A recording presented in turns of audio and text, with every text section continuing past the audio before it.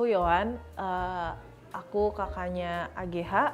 Alasan aku sebenarnya akhirnya mau speak up di sini adalah sebenarnya aku juga nggak mau aku ke expose media.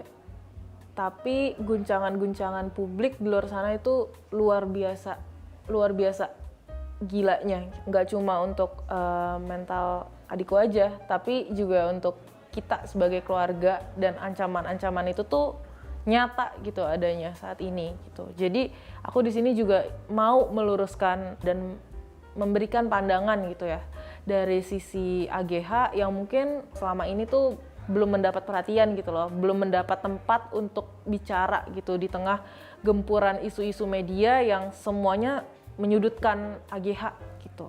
Jadi sebenarnya MDS ini mengetahui perilaku tidak menyenangkan yang dilakukan oleh D kepada AGH itu melalui saksi APA. Jadi ini untuk mengklarifikasi bahwa sebenarnya bukan AGH yang memberitahukan MDS terkait perilaku tidak menyenangkan tersebut. Kemudian setelah MDS mengkonfirmasi terkait perbuatan tidak menyenangkan yang dilakukan oleh D kepada AGH ini, MDS setiap kali bertemu dengan AGH selalu mengungkit terkait kapan nih bisa ketemu dengan D, kapan gitu. Kedua adalah terkait kartu pelajar ini. Jadi sebenarnya menukar kartu pelajar ini dan pengembaliannya ini sudah direncanakan jauh sebelum kejadian ini terjadi. Jadi sebelum kejadian ini terjadi, memang sebelumnya sudah ada beberapa kali omongan sih terkait kapan kira-kira waktu yang tepat untuk mengembalikan kartu pelajar tersebut. Jadi ketika MDS menjemput AGH pada saat itu setelah pulang sekolah, karena MDS ini tidak jadi magang. Kemudian memang tidak ada rencana awal untuk menghampiri kediaman D.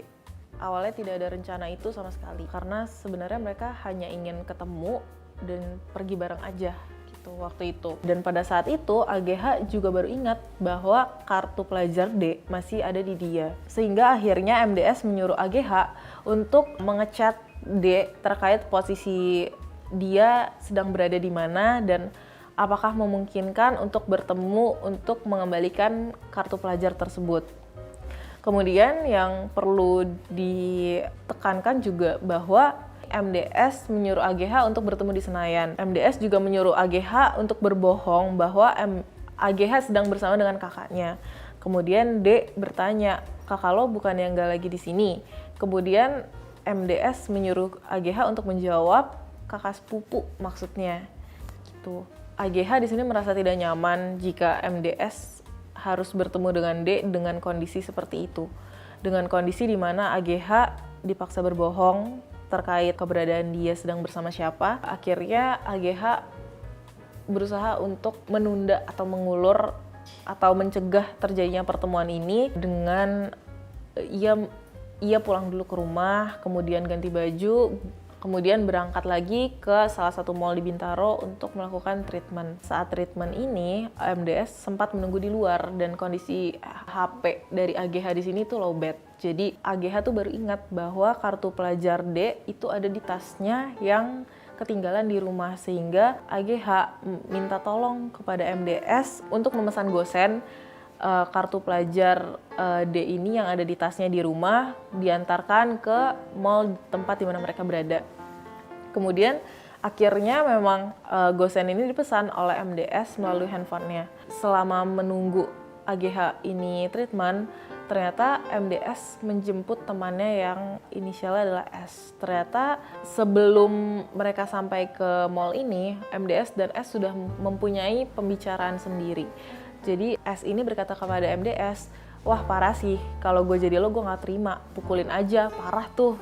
Dan ini juga sudah dikonfirmasi melalui berita acara pemeriksaan yang telah dilewati sebelumnya. Ketika AGH bertemu dengan S, perlu digarisbawahi bahwa AGH bertemu dengan S untuk pertama kalinya dalam pertemuan ini. Kemudian ketika AGH bertemu dengan S, tidak ada pembahasan terkait semua ini.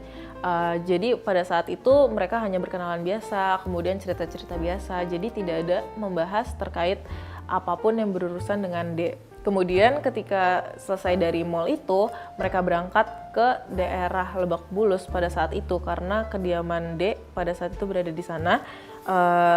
Baru dikabarkan oleh D bahwa ia sedang tidak berada di daerah Lebak Bulus.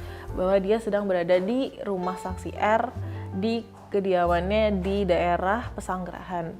Kemudian akhirnya mereka berangkat ke Pesanggerahan. Dari jalan dari mall menuju TKP itu sebenarnya tidak ada pembahasan apapun terkait rencana penganiayaan atau apapun. Jadi yang memang AGH tahu adalah AGH ingin mengembalikan kartu pelajarnya dan MDS di sini ingin berbicara baik-baik dengan D.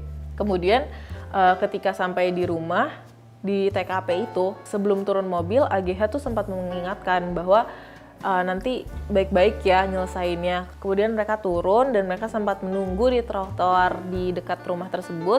Kemudian orang pertama yang akhirnya memutuskan untuk masuk ke area rumah saksi R yang mana adalah rumah di mana saat itu dia berada adalah MDS ini. Jadi MDS yang pertama kali masuk dan kemudian diikuti S dan diikuti AGH. Kemudian ketika sampai di rumah ini, MDS dan S berusaha untuk membuka teralis yang ada di belakang garasi. Namun karena tidak berhasil, akhirnya mereka menunggu di teras depan. Kemudian ketika di teras itu, MDS meminjam HP dari AGH untuk melakukan voice note yang isinya berisi ajakan-ajakan untuk D ini turun. Jadi ketika itu posisinya D sudah tahu bahwa ada MDS di situ karena di voice note tersebut MDS tuh juga mengenalkan diri bahwa halo ini gue Dendi, terus kemudian dia mengajak turun. Awalnya memang dilakukan secara baik-baik. Namun di situ ada beberapa VN yang akhirnya intonasi dari MDS ini juga semakin meninggi. Contohnya kata-kata seperti lo yang turun atau gue yang naik. Kata-kata seperti itulah sehingga akhirnya D ini turun. Kemudian ketika D ini turun dan bertemu dengan AGH, maksud awal AGH untuk mengembalikan kartu pelajar itu pun tersampaikan. Jadi memang akhirnya kartu pelajar tersebut akhirnya diterima oleh D. Kemudian MDS ini seperti melakukan isyarat bahasa tubuh untuk minggir atau pergi dari area tersebut karena ia ingin ngobrol baik-baik dengan D. Awalnya mereka memang ngobrol baik-baik dan ini AGH sendiri mengonfirmasi terkait hal ini. Kemudian AGH pun mengambil minum di mobil, terus setelah ia balik ternyata D ini sudah dalam keadaan push up. MDS ini menyuruh D untuk push up di sini. Kemudian tidak lama setelah D ini melakukan push up, ada satpam datang yang patroli pada saat itu. Satpam ini bertanya, ada apa di sini? Kemudian MDS ini menjawab, ada COD Pak. Kemudian satpamnya menjawab, sudah ketemu orangnya. Kemudian MDS ini kembali menjawab, sudah ketemu di rumah yang mobilnya merah itu.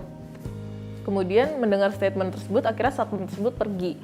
Dan setelah satpam ini pergi, si MDS ini kemudian tetap menyuruh D untuk melanjutkan push up-nya tersebut dan ia meminta S untuk merekam aksi yang dilakukan oleh D ini dengan isyarat tubuh untuk merekam menggunakan handphone yang ia punya pada saat itu.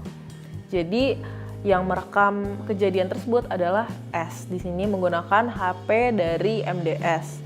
Kemudian di saat akhir-akhir video si S seperti mengoper HP dari MDS ini karena S di sini ingin menghampiri korban di situ. Jadi karena S ingin maju ke depan, makanya handphonenya diberikan kepada AGH di situ. AGH di sini refleksnya ya menerima saja karena dia di sini shock. Kemudian yang lumayan banyak disinggung adalah suara seperti tertawa. Bahwa sebenarnya tidak ada yang tertawa di situ dari pihak AGH. Jadi AGH di situ sama sekali tidak tertawa dan sama sekali tidak menunjukkan ekspresi senang gitu. Malah sebaliknya dia takut di situ.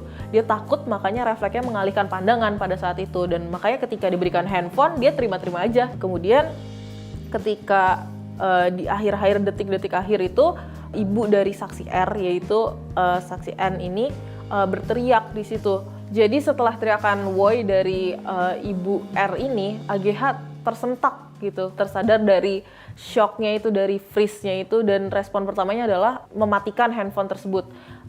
Kemudian terkait isu selfie yang beredar itu tidak benar karena ini pun disaksikan langsung oleh ibu dari R yang pada saat itu melihat AGH juga menopang kepala D di pangkuannya dan tangan kirinya itu memegang tangan D. Ketika AGH sedang menopang kepala D ini, justru dia membisikkan kepada si D ini untuk tenang, mengatur nafas gitu. Jadi memang isu-isu selfie yang beredar itu tidak benar. Kemudian tidak lama setelah itu datang kurang lebih 4 satpam yang menginterogasi S dan MDS di situ.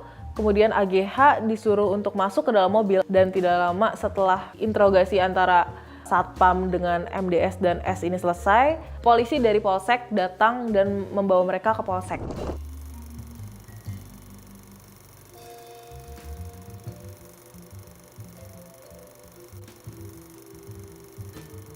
Ya, ini kan sebetulnya belum merupakan satu fakta, gitu ya. Kita kan tentu harus menunggu apa fakta-fakta dari hasil penyidikan kepolisian berdasarkan barang-barang bukti dan saksi. Nah, tapi apapun itu ya, keterangan itu ya mengenai perbuatan tidak baik dan seterusnya, itu kan sampai sekarang kan nggak jelas apa sebetulnya yang dituduhkan sebagai perbuatan tidak baik. Tapi sejauh yang kami ketahui ya dari penelusuran kami secara internal ya, dengan keluarga korban, dengan rekan-rekannya, kami tidak menemukan apa yang kemudian dituduhkan sebagai perbuatan tidak baik, dalam arti sebuah perbuatan yang kemudian tidak baik secara hukum ya.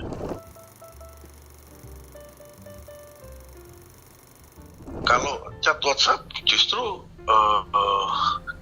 nanti itu akan menjadi domain, ketika itu akan menjadi barang bukti ya, pasti pihak penyidik akan mengambil ya fakta-fakta yang dianggap penting, dan mungkin ya kawan-kawan juga melihat yang sudah beredar di media sosial beberapa screenshot ya. Nah, di situ kan justru kemudian menunjukkan kepada kita semua bahwa anak korban ya sebenarnya dalam konteks ini ya pengembalian kartu pelajar menginginkan supaya itu dikirimkan saja melalui paket, melalui jasa pengiriman. Anak korban tidak ingin bertemu langsung. Itu fakta penting yang pertama.